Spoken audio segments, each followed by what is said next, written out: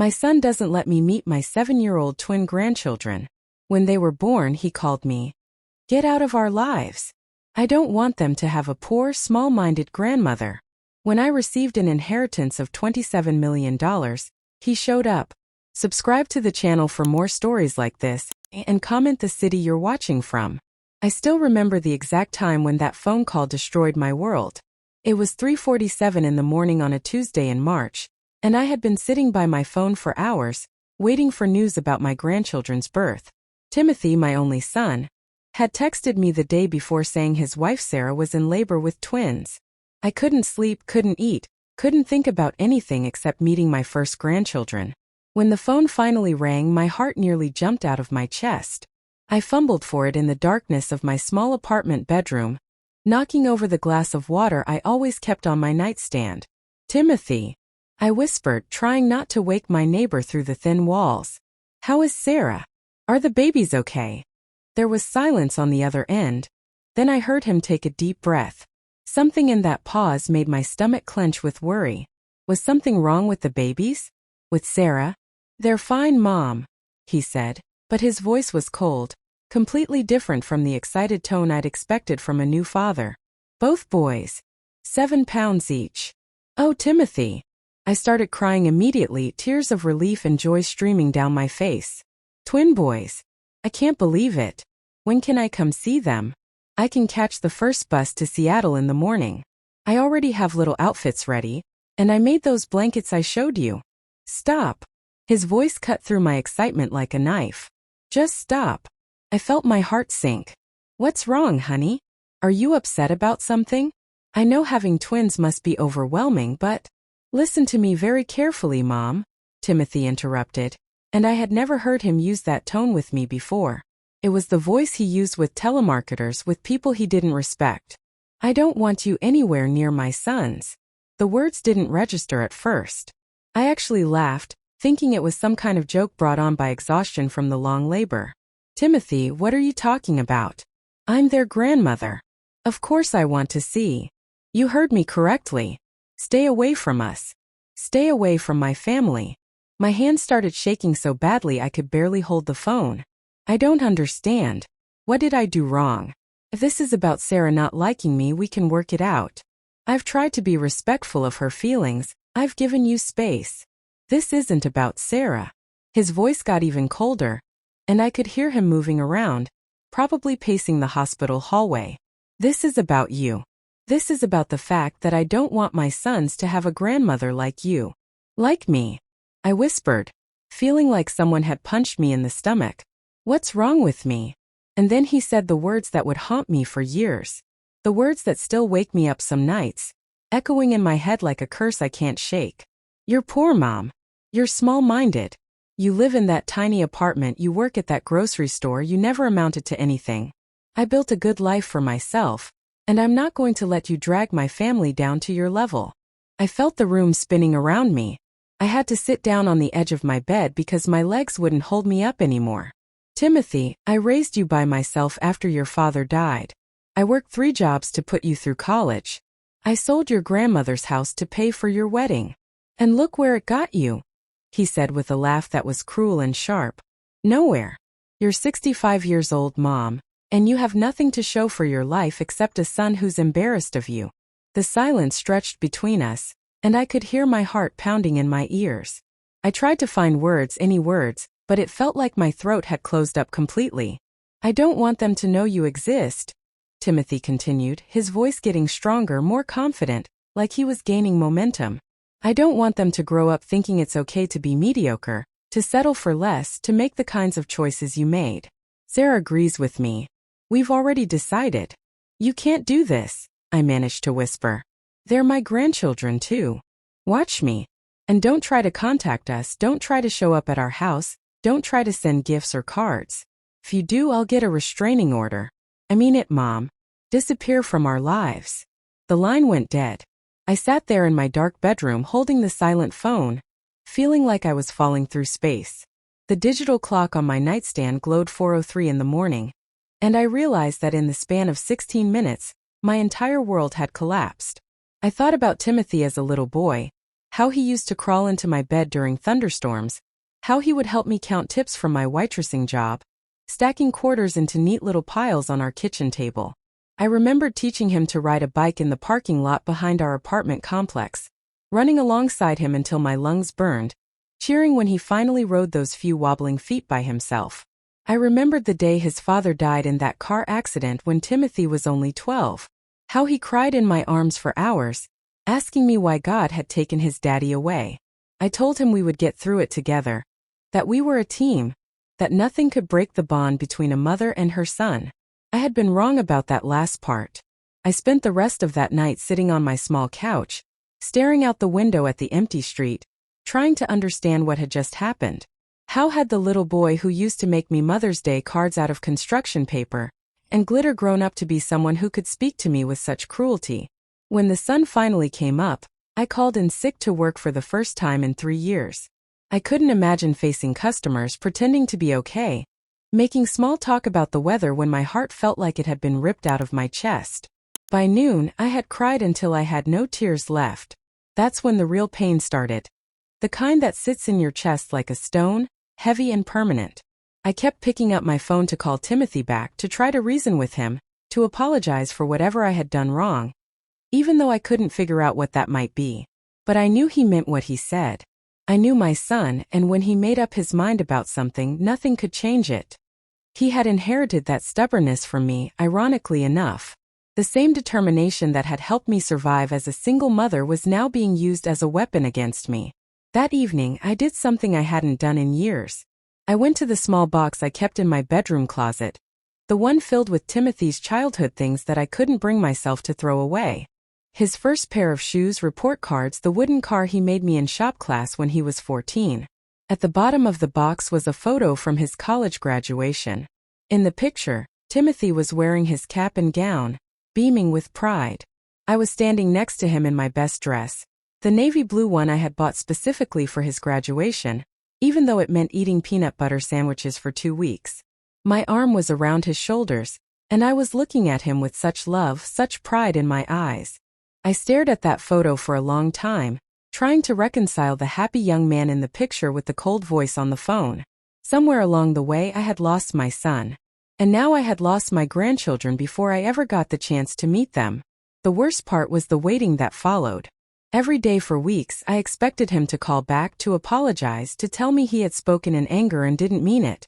I imagined him showing up at my door with the babies, laughing about how crazy those first few days after birth had been, how he hadn't been thinking clearly. But the call never came. My son meant every word he had said that night. And I was left with nothing but the echo of his voice telling me I wasn't good enough to be a grandmother to his children. 7 years.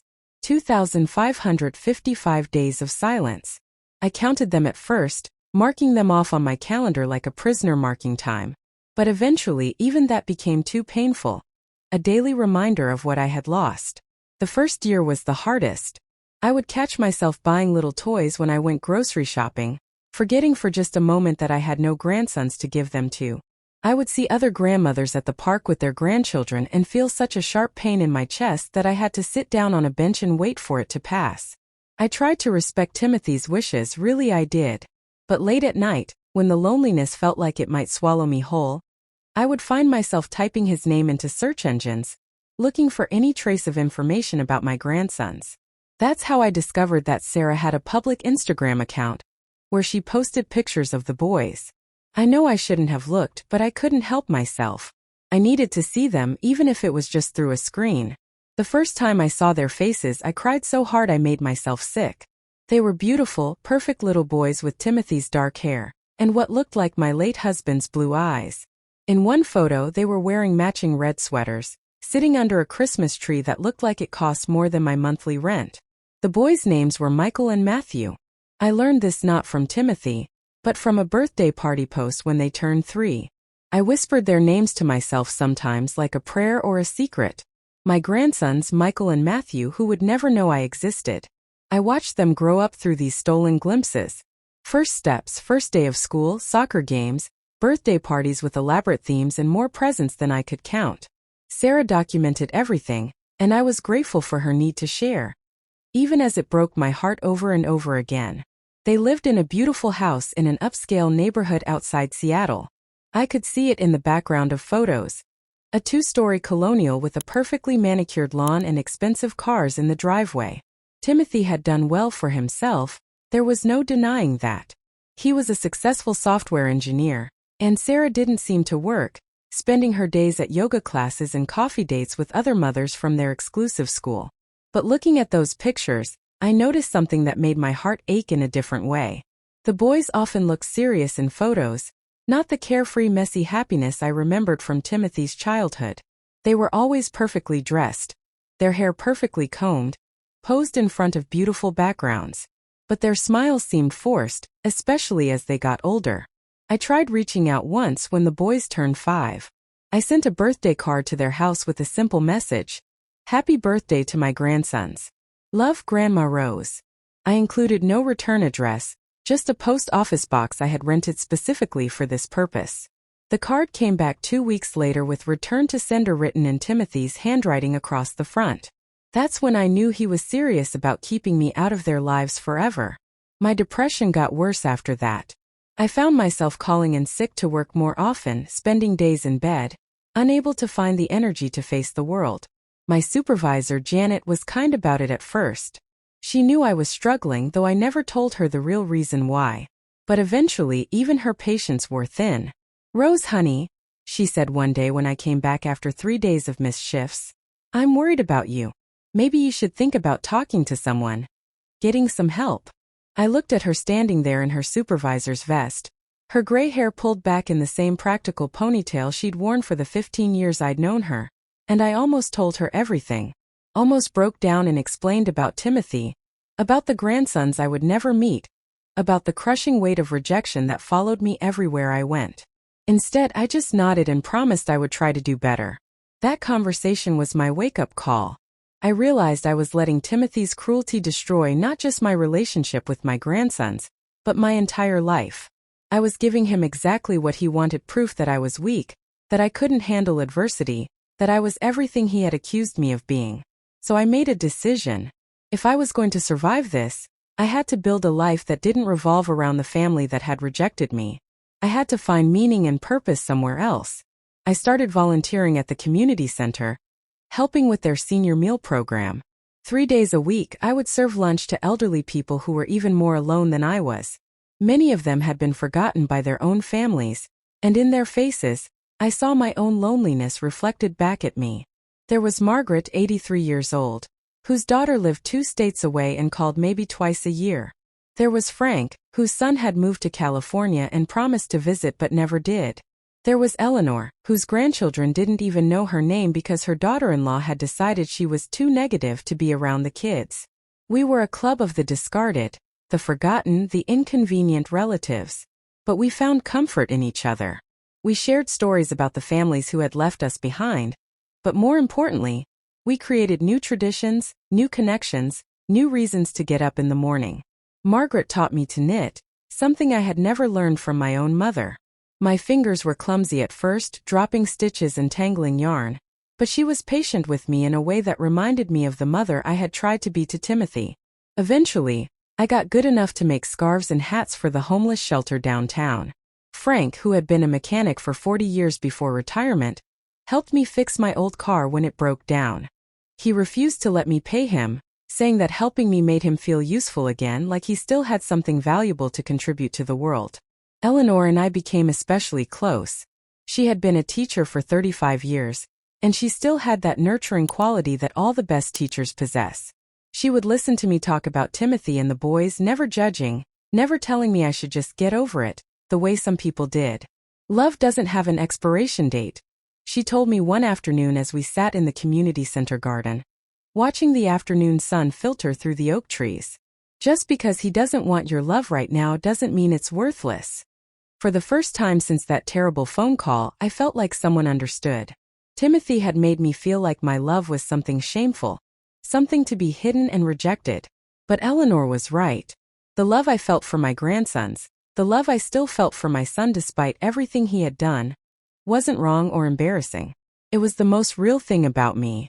Slowly, very slowly, I started to build a life that had value beyond my role as Timothy's mother. I got promoted to assistant manager at the grocery store. I started a small garden on my apartment building's roof, growing tomatoes and herbs that I would share with my neighbors. I even started dating again, something I hadn't done since Timothy's father died. Robert was a widower who volunteered at the community center too, helping with their Fix-It program. He was kind and patient, with gentle hands and laugh lines around his eyes that spoke of a life lived with joy despite its sorrows. He had children too, grown children who lived far away and rarely called, so he understood my pain in a way that others couldn't. We took things slowly, both of us cautious about opening our hearts again after so much loss. But he made me laugh, and I hadn't realized how much I missed laughter until I found myself doing it again. "You know what I love about you, Rose?" he said one evening as we sat on my small balcony, watching the sunset paint the sky in shades of pink and gold. "You're not bitter. After everything you've been through, you could be angry at the world, but you're not. You're still kind." I thought about that for a long time after he said it. Was I bitter? Sometimes, yes. There were nights when I lay awake fantasizing about Timothy, realizing he had made a mistake, about him calling to apologize, about finally meeting Michael and Matthew and having them love me instantly. But mostly I just felt sad. Sad for what I had lost, but also sad for Timothy, for the hardness that had grown in his heart like a cancer. By the time Michael and Matthew turned 7, I had created a good life for myself. It wasn't the life I had planned, but it had its own rewards, its own small joys. I had friends who cared about me, work that gave me purpose, and the beginnings of a romantic relationship that made me feel valued and cherished. But I still checked Sarah's Instagram account every few weeks, still whispered my grandsons' names to myself sometimes when I was alone. The boys were growing up so fast, losing their baby faces and starting to look more like the men they would become. They were in 2nd grade now, playing Little League baseball, taking piano lessons. In one recent photo, Michael had lost his 2 front teeth, grinning at the camera with that goofy, gap-toothed smile that all 7-year-olds seem to have. Matthew was more serious, standing slightly behind his brother with his arms crossed, looking directly into the camera with an expression that reminded me so much of Timothy at that age. I wondered if they ever asked about grandparents, if Timothy had told them his parents were dead, or if he simply never mentioned us at all.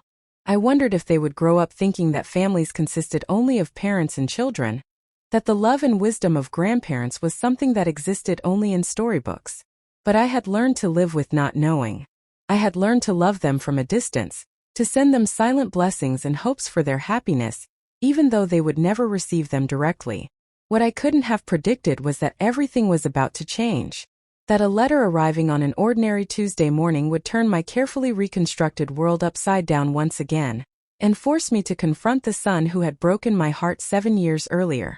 Sometimes the universe has its own timeline, and all the acceptance and healing in the world can't prepare you for the moment when your past comes knocking on your door, demanding to be dealt with once and for all. The letter came on a Tuesday morning in September, delivered by a courier who asked me to sign for it with the kind of formality that immediately made my stomach clench with worry. The envelope was thick, cream-colored, with the letterhead of a law firm I'd never heard of. Hartwell, Morrison & Associates, Estate Planning and Probate Law. I stared at it for a full minute before opening it, my mind racing through possibilities. Had someone died? Was I being sued? At 65, unexpected legal correspondence rarely brought good news. My hands were shaking as I tore open the envelope and unfolded the letter inside. The words swam in front of my eyes at first, and I had to read the first paragraph 3 times before the meaning sank in. Dear Ms. Rose Patricia Hendricks, we regret to inform you of the passing of your great-aunt Margaret Louise Whitmore, on August 15th of this year. Margaret Whitmore. I had to sit down at my small kitchen table as memories flooded back. Great-aunt Margaret, my grandmother's sister, who I had met maybe 5 times in my entire life. She was the one who never married, who lived in that big house outside Portland, who sent me a $20 bill and a Christmas card every year until I was about 18 and then just stopped. I continued reading, my heart pounding harder with each line. In accordance with her last will and testament, Ms. Whitmore has bequeathed to you her entire estate, including all financial assets, real property, and personal belongings. The total value of the estate is approximately $27 million. The letter slipped from my hands and fluttered to the floor. $27 million. I said it out loud, testing how the words felt in my mouth, but they seemed to belong to someone else's life, not mine. $27 million. I had never even seen $1 million, let alone owned it. The most money I had ever had at one time was the $3,000 I'd managed to save for Timothy's college fund, which I'd eventually spent on his wedding because he said it meant more to him to have a perfect wedding than for me to keep some emergency fund that would probably never be needed. I picked up the letter with trembling hands and kept reading. There was mention of a house, investments, stocks, bonds, terms I barely understood. The lawyer, a Mr. James Hartwell, requested that I contact his office at my earliest convenience to discuss the inheritance and begin the process of transferring ownership. I read the letter 5 more times before I finally believed it was real. Then I called the law firm, half expecting someone to tell me there had been a mistake, that they had confused me with someone else, someone worthy of inheriting such a fortune. But Mr. Hartwell confirmed everything. Great-Aunt Margaret had indeed left me everything she owned. He explained that she had been a shrewd investor, buying property and stocks decades ago that had appreciated enormously over time. She had lived modestly despite her wealth, he said, and had no children of her own to leave it to. She specifically mentioned you in her will, Mr. Hartwell told me over the phone, his voice professional but kind. She said you were the only member of her family who had shown real strength and character in the face of adversity. She had been following your life more closely than you might have realized. Following my life? How? I hadn't spoken to Margaret in over 30 years. But Mr. Hartwell explained that she had kept in touch with distant cousins, that she knew about my husband's death, about raising Timothy alone, about my struggles as a single mother. Somehow, she had been watching from afar, and what she saw had impressed her enough to make me her sole heir. I hung up the phone in a daze and walked around my small apartment, looking at everything differently. The second-hand furniture I had been so proud to own, the tiny kitchen where I had learned to make meals stretch to feed 2 people, the bedroom where I had cried myself to sleep so many nights after Timothy rejected me, none of it seemed real anymore. $27 million. I didn't tell anyone at first. Not Janet at work, not my friends at the community center, not even Robert. I went through the motions of my normal life, working my shifts at the grocery store, volunteering, tending my little rooftop garden. But inside, I felt like I was floating outside my own body, watching someone else live my life. The paperwork took weeks to process. Mr. Hartwell was patient with my questions, explaining everything in terms I could understand. There were taxes to pay, documents to sign, decisions to make about investments and properties.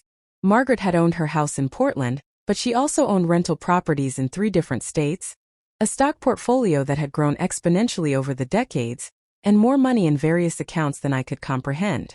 What am I supposed to do with all this? I asked him during one of our phone conversations. I don't know anything about managing money. I've lived paycheck to paycheck my entire life. That's what financial advisors are for, he said gently. But may I make a suggestion? Don't make any major decisions right away. Take some time to adjust to your new circumstances. Think about what you really want to do with this opportunity. An opportunity. That's how he saw it, and gradually that's how I began to see it too. This wasn't just money, it was freedom. Freedom from worrying about rent, about medical bills, about whether I would have enough saved for retirement. Freedom to help others, to travel, to live without the constant weight of financial stress that had pressed down on me for so long. But with that freedom came an unexpected burden. The knowledge that Timothy would eventually find out about the inheritance. In a small community like ours, news traveled fast, and $27 million was the kind of news that traveled faster than most. I was right to be concerned. 3 weeks after I had officially inherited Margaret's estate, I was stocking shelves at work when I overheard 2 customers talking in the next aisle. Did you hear about Rose Hendricks? You know, the older woman who works here? Apparently she inherited millions from some relative she barely knew. Can you imagine? Going from working at a grocery store to being a millionaire overnight.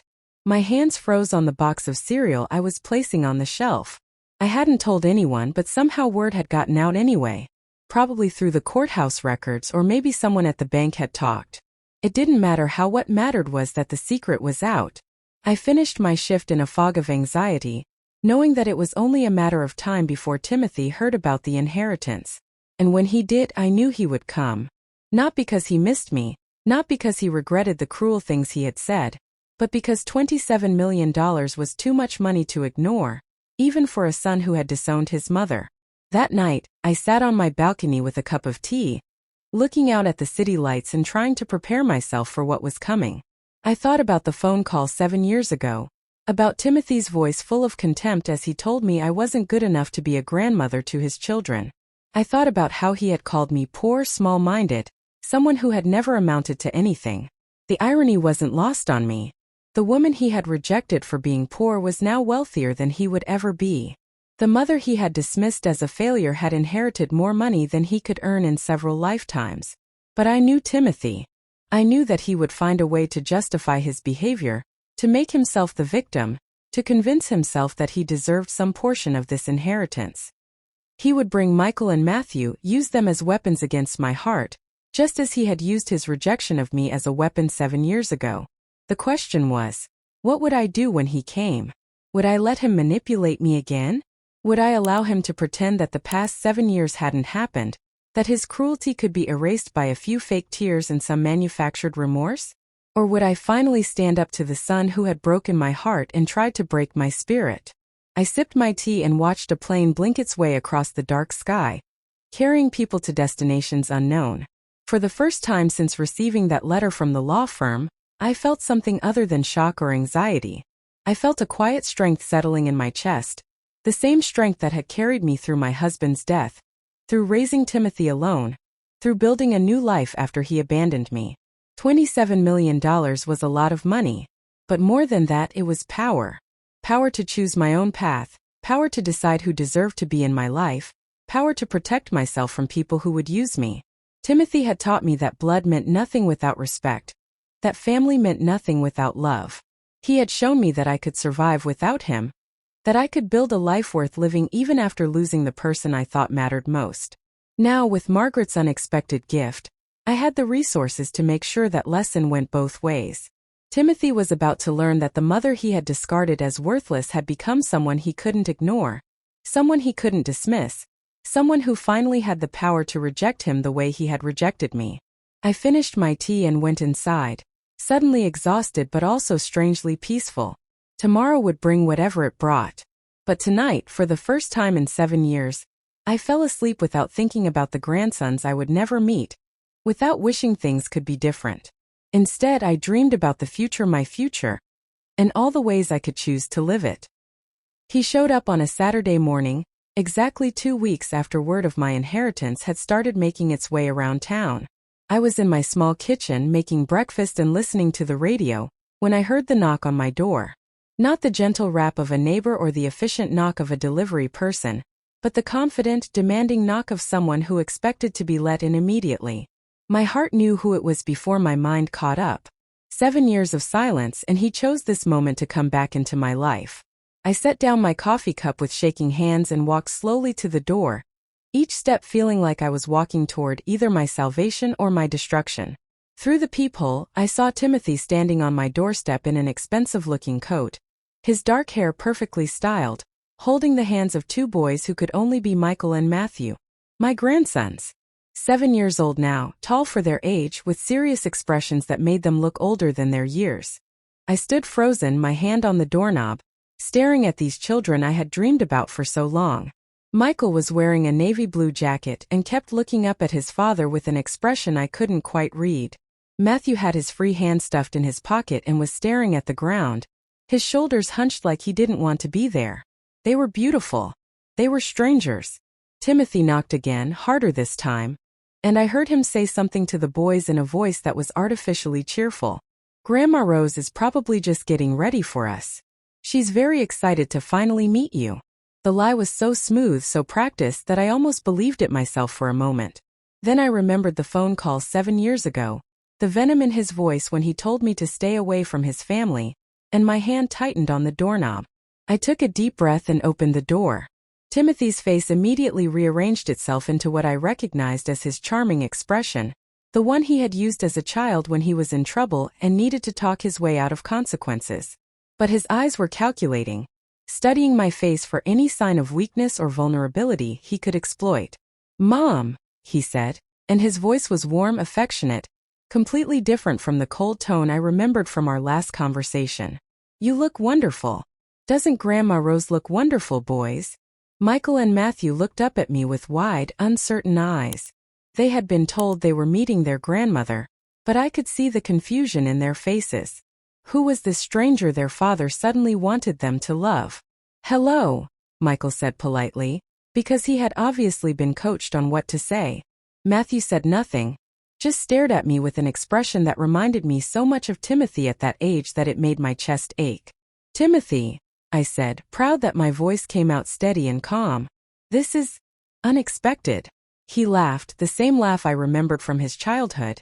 And for a moment I could almost pretend that the past 7 years hadn't happened, that this was just a normal family visit. I know we should have called first, he said, shifting his weight from one foot to the other in a way that seemed nervous but was probably calculated. But the boys have been asking about you so much lately, and I thought, why wait? Life is too short to put off family visits. Another lie so effortless that I wondered how many times he had practiced it. The boys have been asking about you.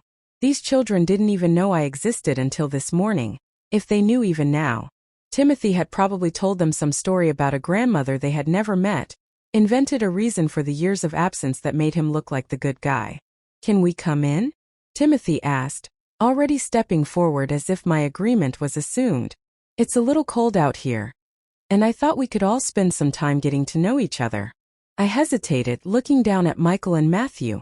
They were shivering slightly in the morning air, and regardless of how I felt about Timothy, these children were innocent. They didn't deserve to be caught in the middle of whatever game their father was playing. I stepped aside and let them in. My small apartment felt even smaller with 3 additional people in it. Timothy looked around with poorly concealed disdain, his eyes taking in my second-hand furniture, my modest belongings, the humble life I had built for myself. But he kept his expression carefully neutral, probably remembering that he was here to ask for something, not to judge. The boys stood awkwardly in my living room, clearly unsure what they were supposed to do. They had been raised in a house with expensive furniture and plenty of space. My tiny apartment must have seemed like a different world to them. Sit down, please, I said, gesturing toward my small couch. Would anyone like something to drink? I have orange juice, or I could make hot chocolate. Hot chocolate sounds great, Timothy said quickly, before the boys could answer. Doesn't it, guys? Grandma Rose's hot chocolate. Michael nodded politely. Matthew shrugged and sat down on the edge of the couch, still not speaking. I went into the kitchen to make the hot chocolate, my hands moving automatically through the familiar motions while my mind raced. What was Timothy's game? What did he want? And how long would he keep up this pretense of being a loving son, who had simply been waiting for the right moment to reconnect?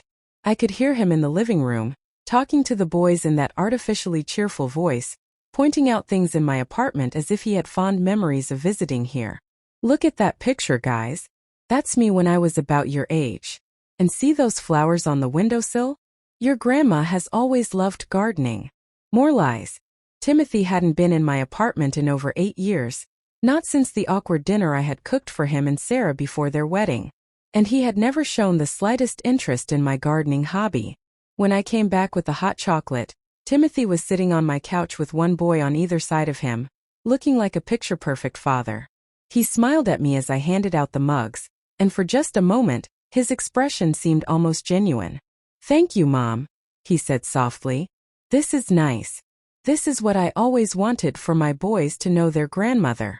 I sat down in my armchair studying his face. He was good at this, I had to give him credit. If I hadn't known better, if I hadn't lived through the past 7 years of silence and rejection, I might have believed him. So, I said carefully, what made you decide to come visit today? Timothy's smile flickered for just a second, so quickly that someone else might have missed it. But I knew him too well. I had raised him after all. I knew his tells, his habits, the way his left eye twitched slightly when he was about to lie. Well, he said, settling back against the couch cushions, I've been doing a lot of thinking lately. About family, about what's really important in life. Sarah and I have been talking and we realized that we made a mistake. We let pride get in the way of what matters most. He reached over and squeezed Michael's shoulder. These boys need their grandmother in their lives. I needed my mother in my life. I'm sorry it took me so long to realize that. The words were pretty, polished, exactly what a lonely grandmother might want to hear. But they felt hollow, rehearsed, like lines from a play he had memorized but didn't really understand. What about what you said 7 years ago? I asked quietly. About not wanting your sons to have a grandmother like me? Timothy's jaw tightened almost imperceptibly, and I saw a flash of the cold anger I remembered from that phone call. But he recovered quickly, shaking his head with what looked like genuine regret. I was scared, he said, leaning forward earnestly. I was overwhelmed, new father of twins, worried about providing for my family. I said things I didn't mean, things that came from fear, not from my heart. He paused, looking down at his hands. I've regretted those words every day since I spoke them. I've wanted to call you so many times, but I was ashamed. I didn't know how to take back something so hurtful. It was a good performance. If this had been a movie, the audience would have been reaching for tissues. But I knew Timothy and I knew he was lying. The question was why? What had changed in his life that made him willing to swallow his pride and come here? Then he said the words I had been waiting for, the ones that revealed his true purpose. I know things have been hard for you financially, he said, his voice gentle and concerned. And now with this inheritance from Aunt Margaret, I thought maybe we could help each other out. You know, be a real family again. There it was. The inheritance. The $27 million that had suddenly made his rejected, small-minded mother worth his time again. Michael was looking back and forth between us, obviously confused by the undercurrents of tension he could sense but not understand. Matthew was still staring into his hot chocolate, his face unreadable. Help each other out, I repeated slowly. What did you have in mind? Timothy's smile widened, and I could see him relaxing, thinking he had hooked me. Well, you know I've always been good with money, good with investments, and managing that kind of wealth can be overwhelming, especially for someone who's never dealt with it before. He leaned forward, his expression becoming more animated. I could help you set up trusts, make sure the money is invested properly, handle all the complicated financial stuff so you don't have to worry about it. And in return, he gestured around my small apartment. You wouldn't have to live like this anymore. You could buy a nice house, maybe something closer to us so the boys could visit all the time. You could travel, enjoy your retirement, not have to work at the grocery store anymore. It was a beautiful picture he was painting. A wealthy grandmother, living comfortably, surrounded by loving family, with her brilliant son managing her finances and making sure she never had to worry about money again. It was also a trap. That's very generous of you to offer, I said, keeping my voice neutral. But I'm curious. What exactly would you get in return for managing my finances? Timothy waved his hand dismissively. Nothing major. Just a small management fee, maybe help with some investments I've been wanting to make. Family helping family, you know? I nodded slowly, as if I were seriously considering his offer. But inside I was remembering the phone call 7 years ago, the contempt in his voice, the way he had made me feel worthless and small. I was remembering 7 years of silence, 7 years of not being allowed to know my own grandsons. And now, suddenly, because I had money, he wanted to be my loving son again. The sad part was I could see that he actually believed his own story. He had convinced himself that this visit was motivated by love, that he genuinely wanted to reconnect. The money was just a convenient coincidence, a way for us all to be happy together. He had no idea that his mother was no longer the same woman he had rejected 7 years ago.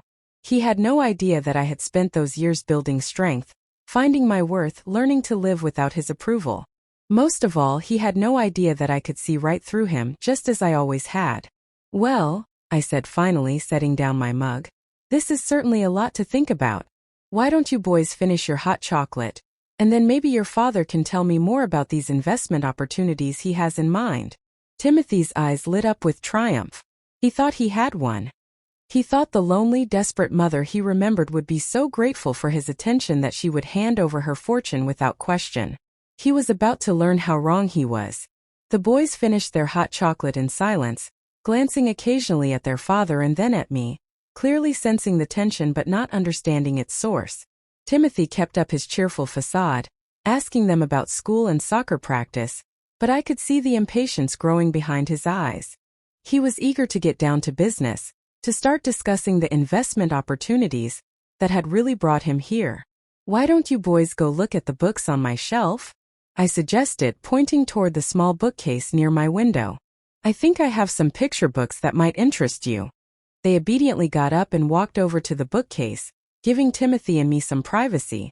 I watched them for a moment, these grandsons I had longed to meet, and felt a sharp pang of grief for all the years we had lost, all the memories we would never have. Timothy waited until the boys were occupied, then leaned forward with the eager expression of a salesman who thought he had found an easy mark.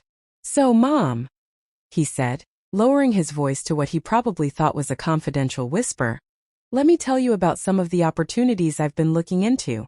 There's this tech startup that's about to go public, and I have an inside track on getting in early. With your inheritance money, we could make millions more." I nodded as if I were interested, watching his face as he warmed to his subject. This was the Timothy I remembered from his teenage years, full of big plans and grand schemes, always convinced that the next opportunity would be the one that made him rich and famous. "Of course, we'd need to move quickly," he continued, pulling out his phone and showing me what looked like official documents. "These kinds of opportunities don't wait around. And honestly, Mom, managing $27 million is complicated. You need someone you trust, someone who understands the market. Someone like you," I said quietly. "Exactly." His smile was warm and confident. "I've got an MBA, I understand investments, and most importantly, I'm family. You know I'd never do anything that wasn't in your best interest." The irony of those words hung in the air between us. This was the same man who had told me 7 years ago that I was too small-minded and poor to be around his children, now claiming he had my best interests at heart. "Timothy," I said slowly, "can I ask you something?" "Of course, Mom. Anything. What happened to the money I gave you for your wedding?" He blinked, clearly caught off guard by the question. "What do you mean?" "I gave you $3,000 for your wedding. My entire savings account. I had been putting money aside for years, thinking it would be my emergency fund, but you said it would mean more to you to have a perfect wedding. What did you do with that money?" Timothy shifted uncomfortably in his seat. "Mom, that was years ago. I don't see how that's relevant to." "You spent it on Sarah's dress," I continued, my voice still calm but with an edge creeping in. "A $4,000 wedding dress. My $3,000, plus another $1,000 from your credit card. I remember because you complained about the cost, said you couldn't understand why women needed such expensive dresses." "Mom, why are we talking about ancient history? That has nothing to do with." "And the house down payment I helped you with the year after that. $5,000 I borrowed against my retirement account. You promised you'd pay me back within 2 years.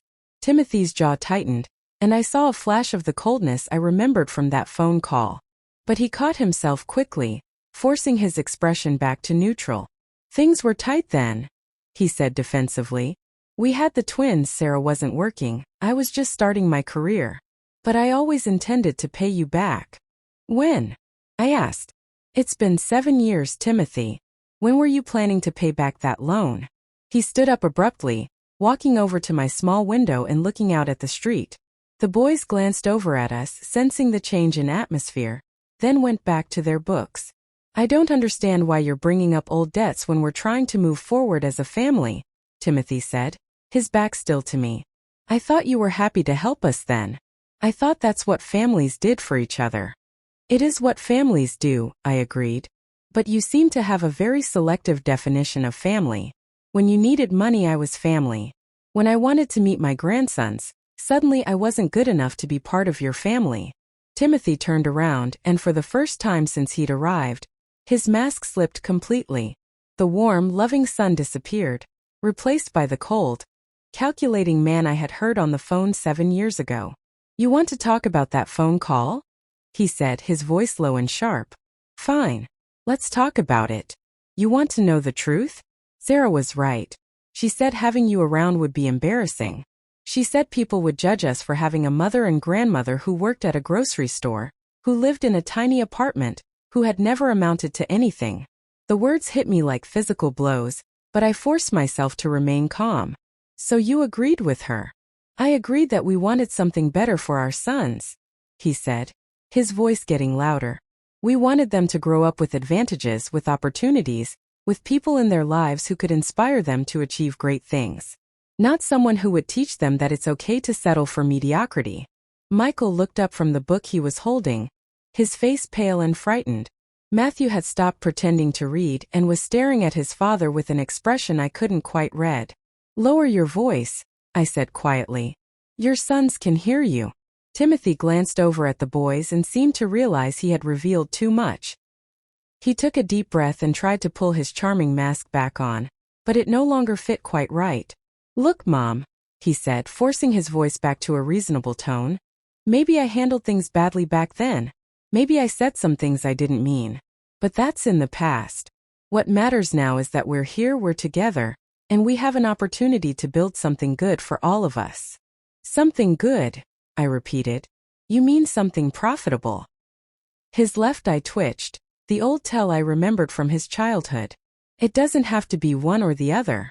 We can be a family and we can be smart about money.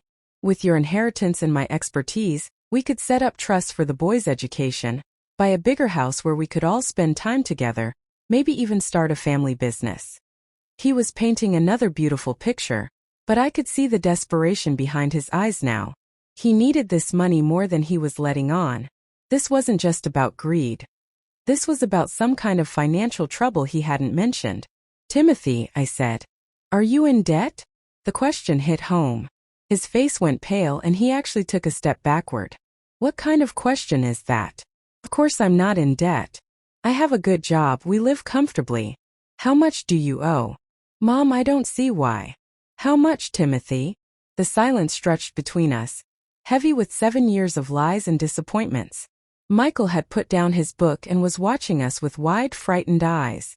Matthew was standing perfectly still, as if he were afraid that moving would make things worse. Finally, Timothy collapsed back onto the couch, his head in his hands. 200,000, he whispered. "Maybe a little more." The number hung in the air like a confession. $200,000 in debt, with twin 7-year-olds and a wife who didn't work.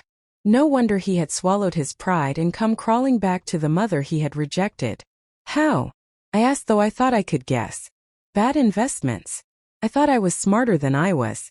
I borrowed against the house, took out loans, put money on credit cards. I kept thinking the next investment would pay off, that I could make it all back before Sarah found out." He looked up at me, and for the first time since he had arrived, I saw genuine emotion in his face.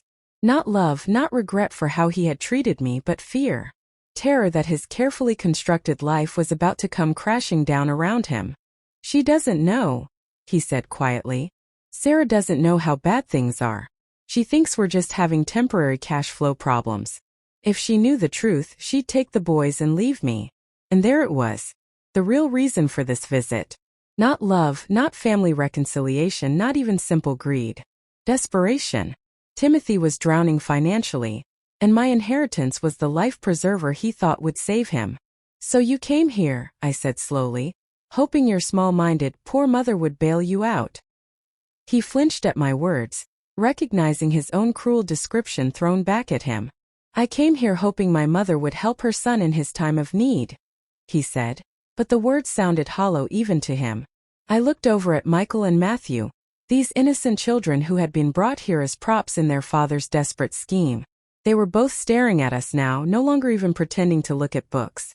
They had heard enough to understand that their father was in trouble, that their family wasn't as secure as they had thought. "Boys," I said gently, "why don't you go sit at my kitchen table? There are some coloring books and crayons in the drawer. Your father and I need to finish talking." They obeyed silently, relief evident on their faces as they escaped from the tension in the living room. I waited until they were out of earshot, then turned back to Timothy. "You used them," I said, my voice quiet but filled with controlled fury. "You brought my grandsons here, children I haven't seen in 7 years, and you used them as bait to try to get your hands on my money. It's not like that." "It's exactly like that." I stood up, feeling stronger and more certain than I had in years. "You told them they were coming to meet their grandmother, but this was never about family. This was about money, just like everything else in your life." Timothy stood up too, and I could see him struggling to regain control of the situation. But his desperation was showing now, raw and ugly, and there was no hiding it. Fine, he said, his voice hard. You want the truth? Here's the truth. I need that money and you owe me. You owe me for all the years I had to be embarrassed by you, for all the times I had to make excuses for why my mother was a grocery store clerk instead of someone successful. You owe me for the childhood I should have had, with a father who didn't die and leave us poor. The words were designed to hurt, to make me feel guilty, to break me down the way he had 7 years ago. But I wasn't the same woman I had been then. I had learned my own worth, had built a life that didn't depend on his approval. I don't owe you anything, Timothy, I said calmly. But you're about to learn what you've lost. Timothy stared at me, his face cycling through emotions: confusion, anger, disbelief. He had expected tears, apologies, maybe even a grateful embrace from the broken woman he thought I still was. Instead, he was facing someone he didn't recognize, someone who wouldn't bend to his will. What do you mean, what I've lost? He asked, his voice uncertain for the first time since he'd arrived. I walked over to my small desk and pulled out a folder I had prepared the night before, knowing this moment would come eventually. Inside were copies of legal documents, bank statements, and a letter I had written the previous evening. Sit down, Timothy, I said, my voice calm but firm. There are some things you need to know. He remained standing, defiant, but I could see the fear growing in his eyes. First, I said, opening the folder, you should know that I've already made arrangements for my inheritance. The house in Portland that Great-Aunt Margaret left me? I've decided to keep it. I'm moving there next month. Timothy's face went pale. Moving? But why would you want to leave here? All your friends are here, your job. My job at the grocery store that embarrasses you so much? I asked quietly. My small apartment that makes you ashamed? I think it's time for me to start over somewhere new, don't you? I pulled out a bank statement and set it on the coffee table where he could see it. As for the money, I've made some decisions about that too.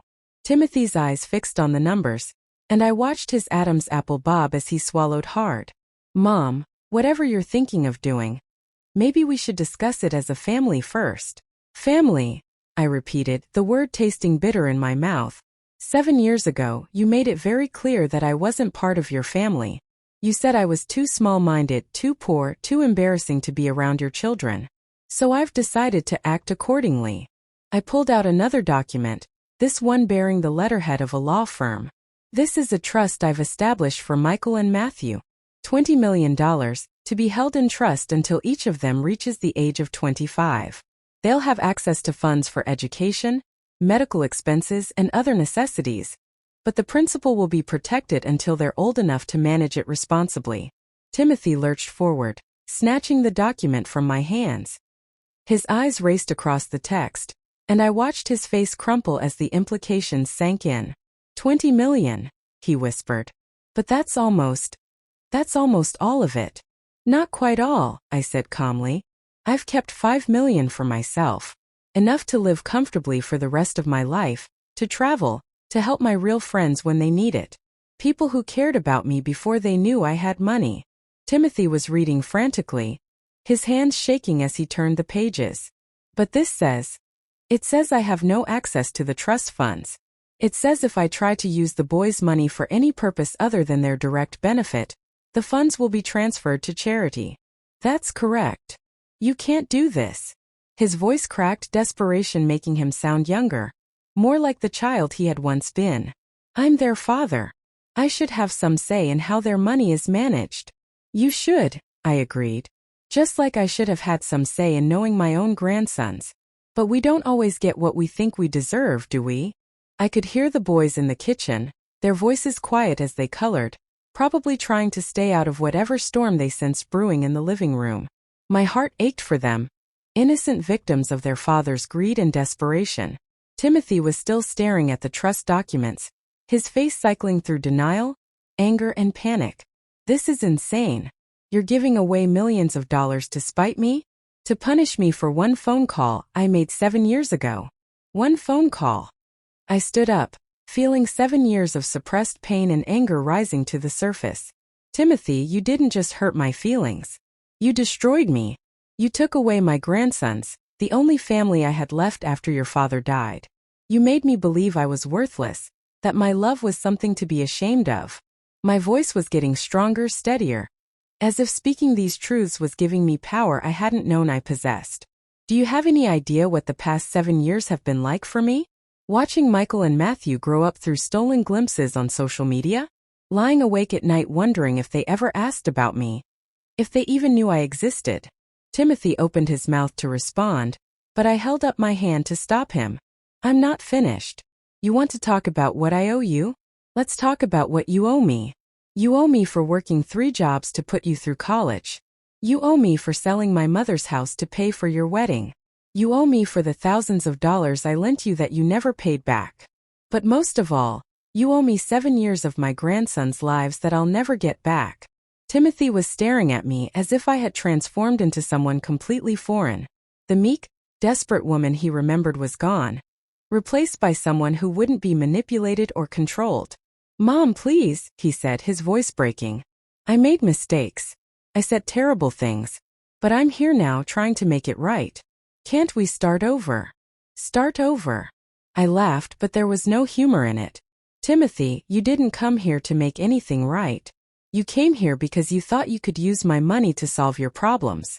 If I hadn't inherited this money, would you be here right now? He opened his mouth, probably to lie again, then seemed to realize there was no point. His shoulders sagged in defeat. No, he whispered. Probably not. At least he was being honest now.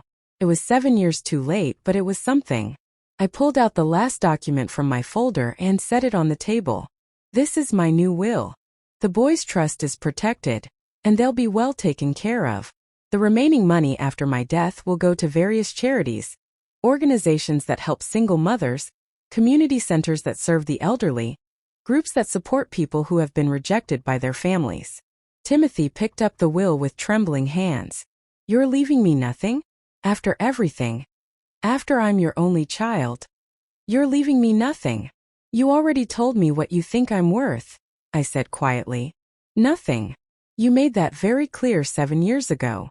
The silence stretched between us, broken only by the sound of the boys coloring in the kitchen and the distant hum of traffic outside my window. Timothy sat there holding my will, and I could almost see his dreams of easy money crumbling around him. Finally, he looked up at me with something that might have been genuine emotion. What am I supposed to do? How am I supposed to fix this mess I've made? For just a moment, I felt a flicker of the old maternal instinct, the urge to comfort and protect the child he had once been. But then I remembered his cruel words, his cold rejection, and the feeling passed. The same way I did when you abandoned me, I said. You figure it out. You work harder, you make sacrifices, you learn to live with the consequences of your choices. I stood up and walked toward the kitchen doorway. Boys, I called softly. Your father is ready to leave now.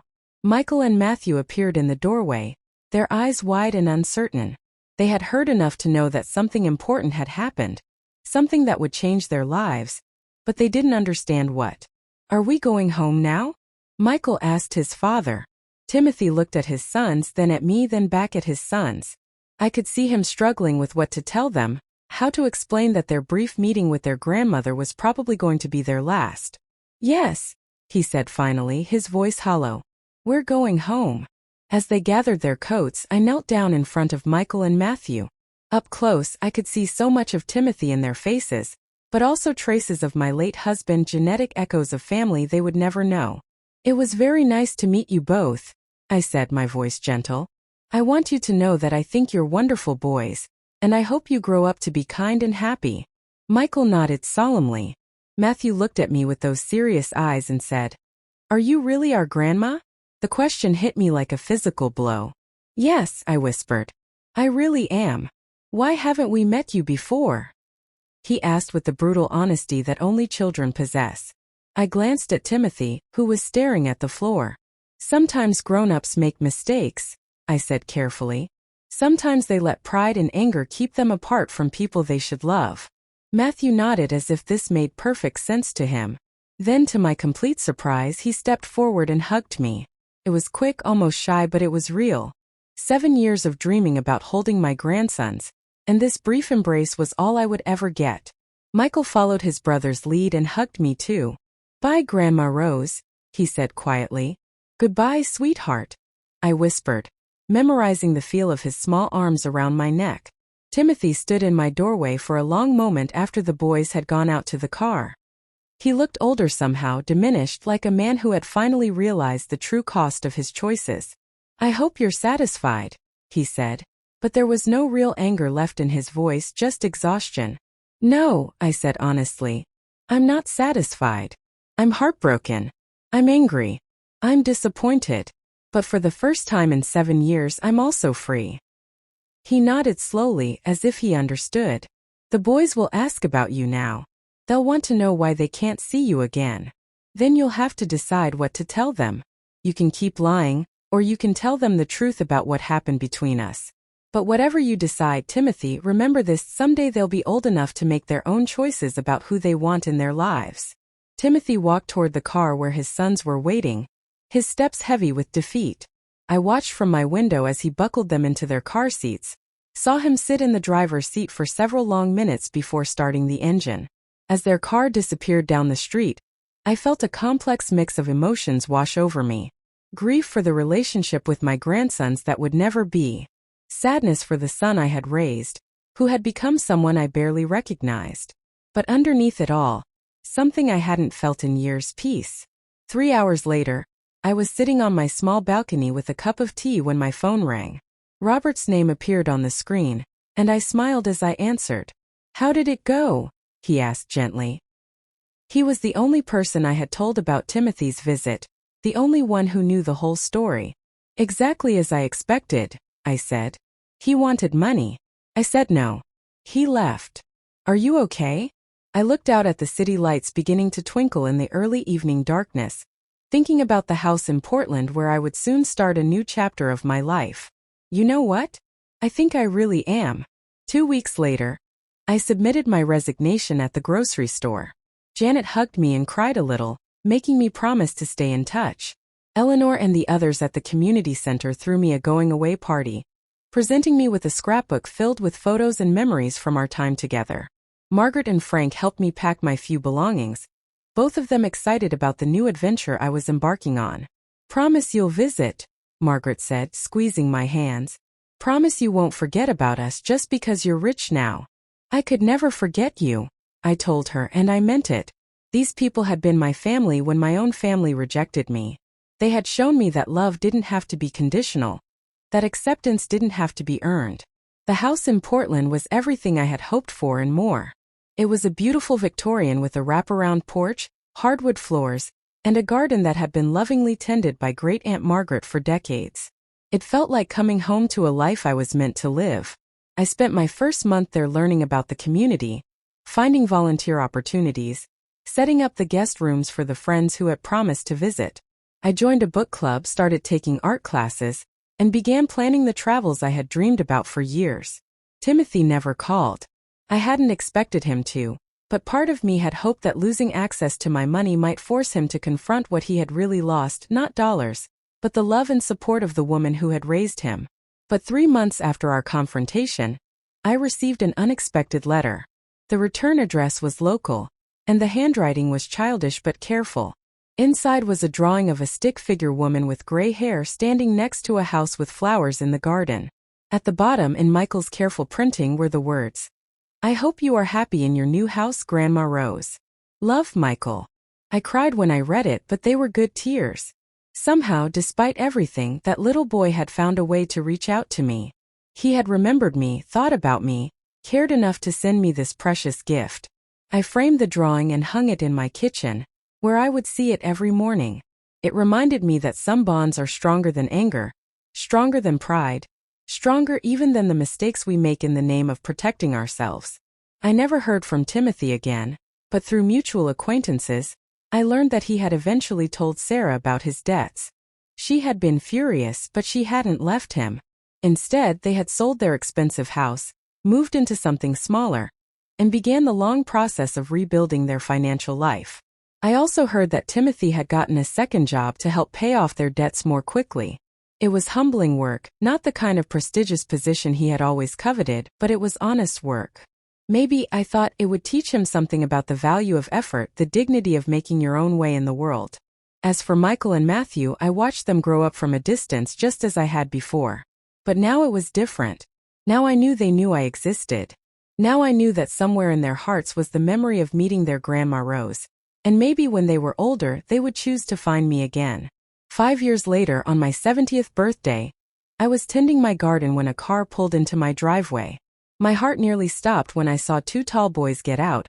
Boys who looked so much like Timothy at that age that I had to sit down on my porch steps to steady myself. Michael and Matthew, now 12 years old, walked up to my porch with the kind of nervous determination that reminded me of their father at his best. They were alone, no Timothy, no Sarah. Just two boys who had somehow found their way to their grandmother's house. "Hi, Grandma Rose," Michael said, his voice deeper than I remembered but still sweet. "We were wondering, could we visit with you for a while?" I looked at these young men, these grandsons who had chosen to find me despite everything that had kept us apart, and I felt my heart fill with a joy so pure it took my breath away. "Of course," I said, standing up and opening my arms. "I've been waiting for you." As they hugged me on my front porch, surrounded by Great Aunt Margaret's flowers and the home I had built from the ashes of my old life, I realized that this was what victory looked like. Not revenge, not bitterness, not the satisfaction of watching someone else fail. Victory was love choosing to find a way, despite all the obstacles placed in its path. Victory was the knowledge that I had survived rejection and betrayal and emerged stronger, kinder, more whole than I had been before.